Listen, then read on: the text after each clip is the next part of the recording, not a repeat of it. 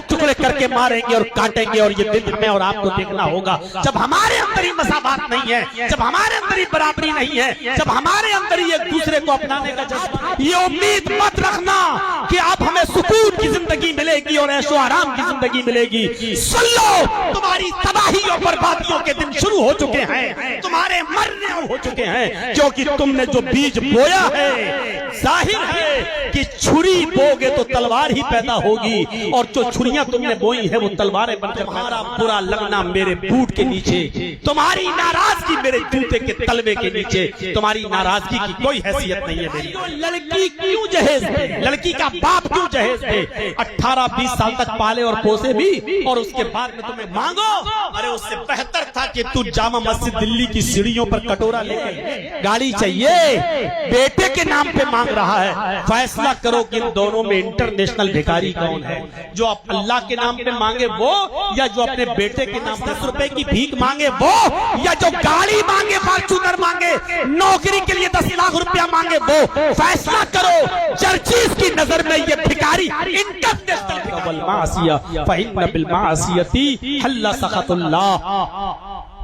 नाफरमानी के कोई काम मत करो, वरना अल्लाह का अजाब उस बस्ती पर हलाल हो जाएगा। नाफरमानी, ये सब नाफरमानी है जो हम और आप कर रहे हैं। एक गरीब लड़की के घर पे जाकर हम 200, 300, 400 आदमियों की बारात लेकर जाएं, और अंदाज देखिए कहने का। देखिए भाई, जहेज के लेन देन में अगर थोड़ी बहुत कमी हो जाए तो चल जाएगा, लेकिन मेरे मेहमानों की इज्जत जरा ढंग से कर देना। कहा जाता है कि नहीं कहा जाता है? और जानते हो इसका मतलब क्या हुआ?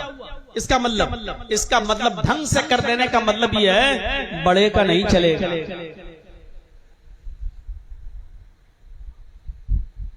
मटन होना चाहिए और चिकन होना चाहिए और फिश भी होना चाहिए।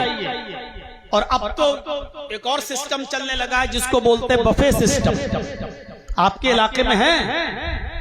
खड़े होकर खाना खाने वाला रवाज शहरों में है, हमारे इटावा में है, लखनऊ में भी चलता है, अब तो गांव देहातों में भी घुस चुका है। बफे सिस्टम, खड़े होकर खाने का, अपने हाथ से निकालो, खड़े होकर खाओ। इसका नाम रखा है लोगों ने बफे सिस्टम। इसका नाम होना चाहिए था कुत्ता सिस्टम, गधा सिस्टम, सुअर सिस्टम, हैवान जानवर वाला सिस्टम। इसको बड़े तहजीब के जुमले में बोला जाता है बफे सिस्टम। जिसका नाम ये होना चाहिए कुत्ता सिस्टम, गधा सिस्टम, उसका नाम रखा गया बफे सिस्टम। तुम्हें मुबारक हो, तुम्हें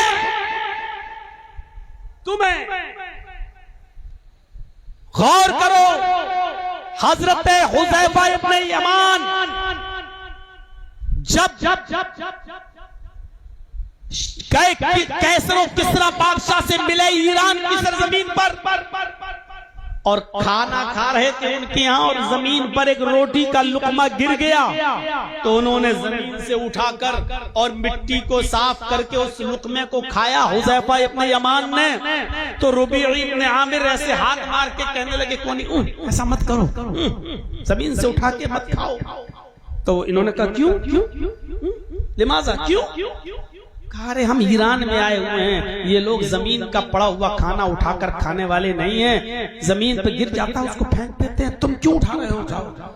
तो हजरत हुज़ैफा इब्न यमान ने उसको और उनकी आंखों के सामने से साफ किया और फिर खाया, और खाते हुए बादशाह के सामने, किसरा के सामने कह रहे हैं हुज़ैफा इब्न यमान रुबी इब्न आमिर से, क्यों छोड़ दूं? अतरुकु सुन्नत रसूलिल्लाहि सल्लल्लाहु अलैहि वसल्लम लिहाउलाइल हुमका। क्या मैं इन पागल और इन बेवकूफों की वजह से रसूलुल्लाह की सुन्नत पर अमल करना छोड़ दूं? क्या इन पागलों की वजह से, इन बेवकूफों की वजह से कि मैं रसूलुल्लाह की सुन्नत पर अमल करना छोड़ दूं? मैंने अल्लाह के रसूल को देखा है कि जब खाना खाते थे और लुकमा जमीन पे गिर जाता था, उसको उठाते थे और साफ करके खा लेते थे। क्या मैं इस पागल और इस बेवकूफ बादशाह के चक्कर में क्या मैं सुन्नत रसूल पर अमल करना छोड़ दूं? बादशाह के मुंह पे कह रहे हैं। हमारी तरह थोड़ी थे कि जलसा भी कराएं और करने से पहले कह दें कि मौलाना साहब हालात बहुत खराब है, थोड़ा संभल के बोलिएगा।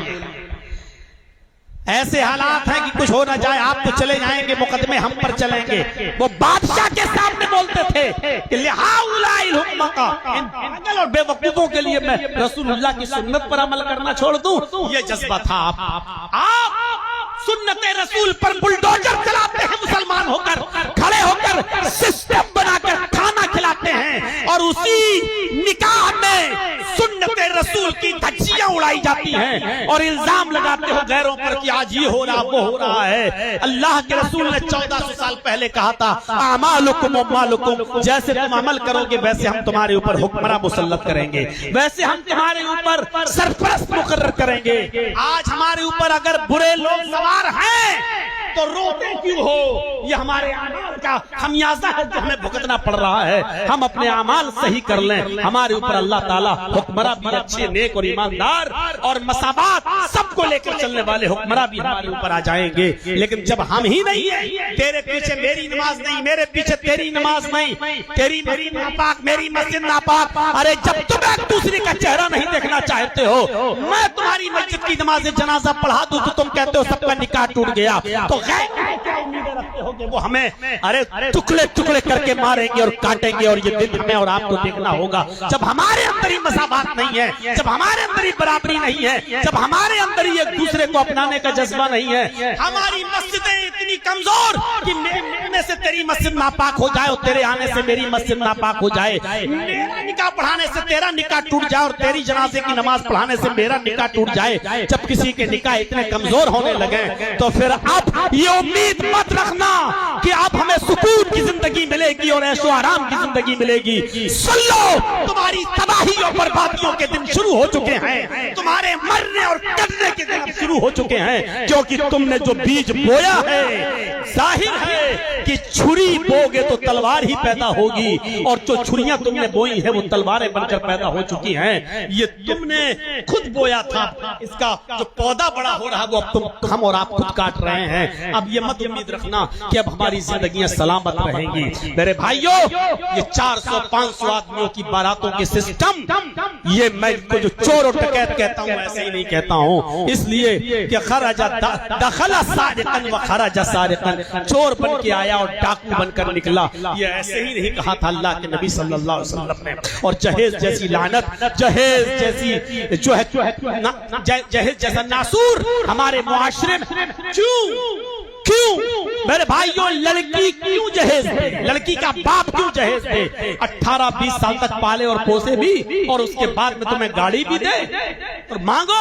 अरे उससे बेहतर था कि तू जामा मस्जिद दिल्ली की सीढ़ियों पर कटोरा लेकर लेट जाता और अपने पैरों पर झूठी पट्टी लपेट लेता और कहता अल्लाह के नाम पे दे दे। अरे कम से कम अल्लाह के नाम पे भीख मांगते हुए लोग 10-20 रुपए देते हुए अच्छा समझते कि अल्लाह के नाम पे दे रहा हूँ। तू तो बेगैरत अपनी औलाद के नाम पे और अपने बेटे के नाम पे मांग रहा है कि दुकान चाहिए, गाड़ी चाहिए, बेटे के नाम पे मांग रहा है। फैसला करो कि इन दोनों में इंटरनेशनल भिखारी कौन है, जो अल्लाह के नाम पे मांगे वो, या जो अपने बेटे के नाम पे मांगे वो, जो 5-10 रुपए की भीख मांगे वो, या जो गाड़ी मांगे, फॉर्च्यूनर मांगे, नौकरी के लिए 10 लाख रुपया मांगे वो। फैसला करो। चर्चिस की नजर में ये भिखारी, इंटरनेशनल भिखारी वो है जो अपाचे मांगता है, हीरो होंडा मांगता है, यामा मांगता है, फॉर्च्यूनर मांगता है, और मारुति वालों की स्विफ्ट मांगता है, डिजायर मांगता है। ये इंटरनेशनल भिखारी है।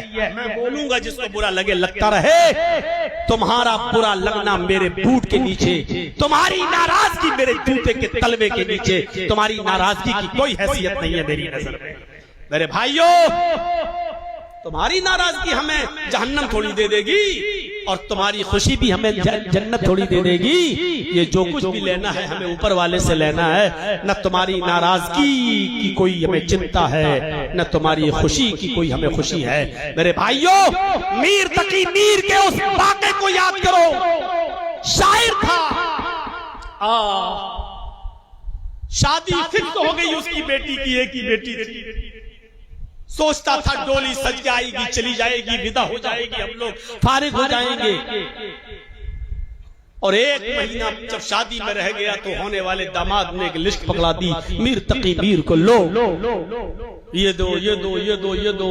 मीर तकी मीर सोच में पड़ गया कि क्या करूं, लेकिन सोचा कि रिश्ता अच्छा है, ऐसा रिश्ता तो बार बार नहीं मिलेगा, और अब मेरी जिंदगी कितने दिन की है, चलो दुकान भी बेच दूंगा, ये घर भी बेच दूंगा, और इन दोनों चीजों को जब बेच दूंगा तो मेरी बेटी का घर बस जाएगा, हम किसी जगह किराए पे रह लेंगे। मेरे भाइयों, उसने चुपके से दुकान बेच दी और उस लड़के की जहेज की डिमांड को पूरा कर दिया, लेकिन जहेज का सामान पूरा नहीं हो पाया तो उसने अपना मकान भी बेच दिया। लेकिन मकान बेचने वाले से, जिसने खरीदा, उससे ये कहा कि मेरी बेटी जब रुखसत हो जाएगी उसके 1 महीने के बाद मैं ये घर छोड़ूंगा, तब तक मुझे रहने की इजाजत चाहिए। मकान खरीदने वाला तैयार हो गया, और जब मीर तकी मीर ने पैसे लेकर उसके जहेज की सारी चीजों को और अरमानों को पूरा कर दिया, बेटी को पता नहीं था कि मेरा बाप दुकान बेच चुका है, मकान बेच चुका है।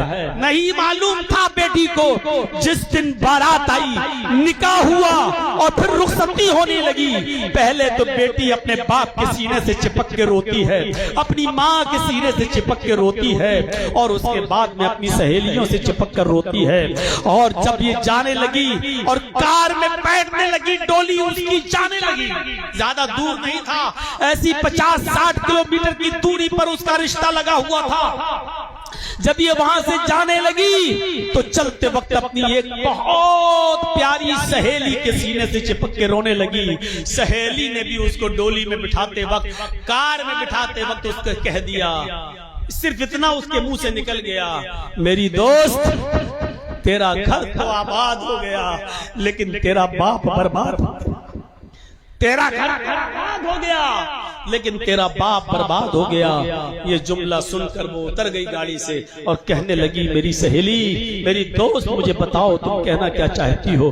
तब उसने पूरी बात बताई कि तेरे बाप ने तेरे होने वाले शौहर की डिमांड को पूरा करते करते दुकान बेच दी और मकान भी बेच दिया। तेरे जाने के बाद 1 महीने के बाद ये मकान खाली करेगा तेरा बाप और तेरी माँ, और किराए के मकान पर तू तो आबाद हो गई, तेरा बाप बर्बाद हो गया। ये सदमा लेकर वो गाड़ी में बैठी, लेकिन फिर वो अपनी ससुराल में जाने के बाद अपने कमरे में चली गई। मोहल्ले की औरतें आती गई, देखती गई, चली गई। रात के 12 बजे 1 बजे के आसपास जब शौहर अपनी बीवी के कमरे में जाता है तो इस सदमे में थी और अपने शौहर से कहने लगी, खामोश रहिएगा, आज मुझे कुछ बोलिएगा नहीं, मैं बहुत टेंशन में हूँ। उसने कहा, आज की रात तुम टेंशन में हो? आज की रात तो मियाँ और बीवी की बड़े अरमानों की रातें होती है। उसने कहा कि तुम्हारी अरमान मेरी शादी के साथ कहाँ वाबस्ता थे, मुझसे मोहब्बत कब थी तुम्हें तो मेरे बाप के माल से मोहब्बत थी, वो माल आ चुका है, तुम्हारी अम्मा के पास नीचे कमरे में रखा हुआ है, जाओ आज की रात तुम उस माल के साथ सो जाओ, खबरदार मेरे साथ सोने की कोशिश की। थोड़ी देर हुज्जत बहस होती रही, लेकिन लड़की के साथ जब उसने कहा कि नहीं, आज की रात तुम्हें जिद नहीं करना है, उसके कपड़ों की तरफ आगे बढ़ा, उसके जिस्म की तरफ। लड़की बिस्तर से नीचे उतरी, उतरते ही गिर गई और गिरते ही वो गशी तारी आई और उसकी रूह कब्ज़ अंसुरी से परवास कर गई। वो लड़की बिस्तर से उछल गिरते ही इंतकाल कर जाती है। मीर तकी मीर की हार्ट अटैक पड़ता है और मर गई। मीर तकी मीर की बेटी जैसी इंतकाल करती है, ये खबर जंगल में आग की तरह फैलती है और फिर धीरे धीरे फजर की नमाज तक ये खबर मीर तकी मीर के पास भी पहुंच जाती है कि तुम्हारी बेटी का इंतकाल हो गया। अपनी बीवी को लेकर चलते हैं, जब आए तो बीवी तो अंदर चली गई, लेकिन मीर तकी मीर को बाहर रोक दिया गया। आपकी बेटी को गुस्ल दिया जा रहा है, अभी रुक जाइए। थोड़ी देर के बाद हुक्म होता है, मीर तकी मीर आप अंदर चलिए और अपनी बेटी को देख लीजिए। इतनी देर में मीर तकी मीर ने सब अंदाजा लगा लिया, उसकी सहेली से पूछ लिया, सहेली ने बता दिया कि आपकी बेटी को पता चल गया था कि मेरा बाप बर्बाद हो गया। इस सदमे से आपकी बेटी की रूह निकली है, इस सदमे ने इस टेंशन ने आपकी बेटी की जान ली है। मीर तकी मीर जब अंदर जाते हैं तो क्या देखते हैं कि मेरी बेटी के कानों में कॉटन लगा हुआ है, मेरी बेटी की नाक में रुई लगी हुई है और मेरी बेटी को सफेद कपड़े से लपेट दिया गया है। मीर तकी मीर ने अपनी बेटी को सफेद कपड़े से लिपटे हुए, कफन से लिपटे हुए जिस्म को देखा, फरमाया, मेरे दामाद, मैंने तो सुर्ख रंग के जोड़े में बेटी को विदा किया था, सफेद रंग के कपड़े में नहीं। तूने मुझे क्या दिखा दिया? क्या दिखा रहा है। लोगों ने समझाया मीर तकी मीर होश में आओ, तुम्हारी बेटी इस दुनिया में नहीं रही है, जो अल्लाह की मर्जी थी वही हुआ। मीर तकी मीर ने अपनी बेटी के कफन को पकड़ा और कफन को पकड़ने के बाद वहीं पर खड़े होकर कहा, बेटी आज तेरा बाप अपनी जिंदगी का आखिरी शेर पढ़ेगा और आज के बाद मैं शायरी खत्म कर दूंगा। आज के बाद मेरी शायरी का एंड, आज के बाद मेरी शायरी खत्म। और उसने कफन पकड़कर अपनी बेटी के सामने एक शेर पढ़ा और वही उसकी जिंदगी का आखिरी शेर था। उसने कहा, अब आया है ख्याल आराम जां इस नामुरादी में, अब आया है ख्याल आराम जां इस नामुरादी में, कफन देना तुझे भूले थे हम असबाबे शादी में। आए मेरी बेटी, तेरे बाप ने सारी चीजें सारी डिमांड पूरी की, सिर्फ यही एक कफन की कमी थी जो तेरे बाप ने तुझे नहीं दिया था, जो तुझे तेरी ससुराल से मिला, तेरे शौहर से मिला, तेरी सास और तेरे ससुर से मिला। आए मेरे दामाद, जब लिस्ट मुझे दे रहे थे जहेज की, तो ये कफन लिखना क्यों भूल गए थे? यही चीज तो तेरे घर से मिल रही है जो मैं नहीं दे सका। मेरी बेटी तेरे घर में दफन नहीं होगी, तेरे कब्रिस्तान में दफन नहीं होगी। तेरे जुल्म ज़्यादती ने, तेरे लंबे चौड़े जहेज की डिमांड ने मेरी बेटी की जान ले ली है। मैं तेरे दिए हुए कफन में अपनी बेटी को नहीं कफनाऊंगा। अपने पास जो चादर लाया था, मीर तकी मीर उस चादर को लपेटता है और उसका कफन उसके मुंह पे मार देता है और अपनी बेटी को जब ले जाने लगता है कि मैं अपने आबाई कब्रिस्तान में इसको दफन करूंगा जहां मैं और मेरे बाप दादा परदादा जहां दफन है वहां मेरी बेटी दफनाई जाएगी। लोगों ने समझाया, मीर तकी मीर ऐसा मत करो, देखो ताने मारेगी दुनिया। अब क्या हो गया? अब गई, अल्लाह को जो मंजूर था वो हो गया। आए मीर तकी मीर, अब रहने दो। मीर तकी मीर ने कहा, हट जाओ हाजियों, नमाजियों, साहूकारों, चौधरियों, आज आ गए हो हमें समझाने के लिए कि अब छोड़ दो, क्या हुआ, अल्लाह को जो मंजूर था वही है, जैसी मर्जी थी अल्लाह की। आज आए हो समझाने के लिए। उस वक्त तुम्हारी चौधराहट कहाँ चली गई थी? उस वक्त तुम्हारी समझाने के तरीके कहाँ चले गए थे? जब ये दामाद हमें जहेज की लिस्ट दे रहा था तब तुमने नहीं समझाया। बाप गरीब है, अपनी बेटी को इतना लंबा चौड़ा जहेज नहीं दे सकता है, इतना बड़ा जुल्म मत करो। उस वक्त तुम कहाँ पर गए थे? आज आ गए हो हमें समझाने के लिए कि छोड़ दो, नहीं, हमारी बेटी हमारे कब्रिस्तान में दफन होगी। और उसके बाद मीर तकी मीर अपनी बेटी को लेकर गया और अपने आबाई कब्रिस्तान में दफन कर दिया। अगर जहेज पर कंट्रोल नहीं किया गया, जहेज को मुआशरे और समाज से खत्म नहीं किया गया, तो मीर तकी मीर की तरह भी और बेटियां पैदा होंगी जो इतना लंबा चौड़ा जहेज न देने की वजह से या तो खुदकुशी कर लेंगी या मारी जाएंगी या मरने पर मजबूर कर दी जाएंगी। इसलिए मेरे भाइयों, मुआशरे से, समाज से जहेज जैसी लानत को खत्म करिए। यही चंद बातें मुझे आपके सामने रखना थी और मुझे 1.5 घंटे से ज्यादा बोलते हुए हो गया। मेरे भाइयों, हम अल्लाह तबारक व तआला से दुआ करते हैं कि बारे इलाह हमारी खताओं को माफ फरमा दे, हमारे गुनाहों को बख्श दे, हम जमीआ मुसलमानों पर रहम फरमा, हमारे मुआशरे की इस्लाह फरमा, शिर्क से हमें नजात अता फरमा। इलाहुल आलमीन हमें 5 वक्त का नमाजी बना दे, वालिदैन की खिदमत करने की तौफीक अता फरमा, शराब नोशी से हमारे मुआशरे को पाको साफ फरमा दे, मासियत और गुनाहों के हर काम को छोड़ने की हमें तौफीक अता फरमा। जब तक तू हमें जिंदा रख, इस्लाम में जिंदा रखना, और जब हमारा खात्मा हो तो ईमान पर हमारा खात्मा फरमाना। वमा अलैना इल्लल बलागुल मुबीन व आखिरु दअवाना अनिल हम्दुलिल्लाहि रब्बिल आलमीन। अस्सलामु अलैकुम व रहमतुल्लाहि व बरकातहू।